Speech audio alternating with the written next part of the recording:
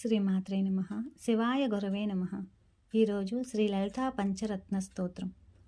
ప్రాతస్మరామి లలితావదనారవిందం బింబాధరం మృతులమౌక్తికశోభినాసం ఆకర్ణదీర్ఘనయనం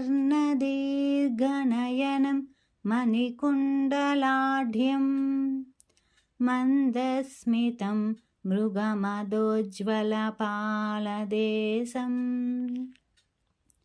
ప్రాతర్భజామి లలితాభుజకల్పవల్లీం రక్తాంగులీయలసదంగులిపల్లవాఢ్యాం మాణిక్యహేమవలయాంగదశోభమానాం పుండ్రేక్షు చాపకుసుమేషు సృణీదధానాం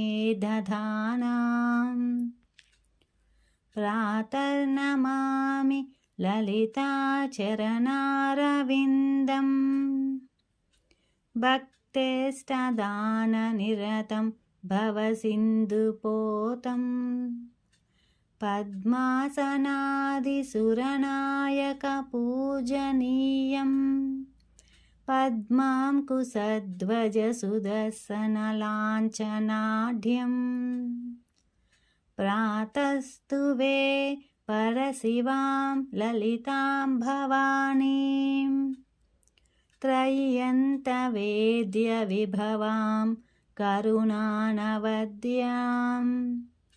విశ్వస్య సృష్టివిలయస్థితిహేతుభూతాం విద్యేశ్వరీం నిగమవాగ్మనసాతిదూరాం ప్రాతర్వదామి లలితే తవ పుణ్యనామా కామేశ్వరీతి కమలేతి మహేశ్వరీతి శ్రీసాంభవీతి జగతాం జననీ పరేతి వాగ్దేవతేతి వచసా త్రిపురేశ్వరీతి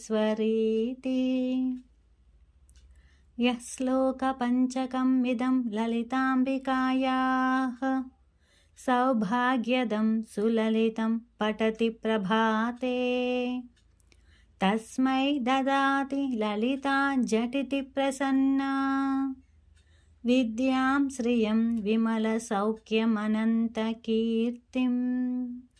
ఇది శ్రీమత్ పరమహంస పరివ్రాజకాచార్యస్య శ్రీ గోవింద భగవత్పూజ్య పాద శిష్యస్య శ్రీమత్ శంకర భగవతః కృతౌ శ్రీ లలితా పంచరత్న స్తోత్రం సంపూర్ణం.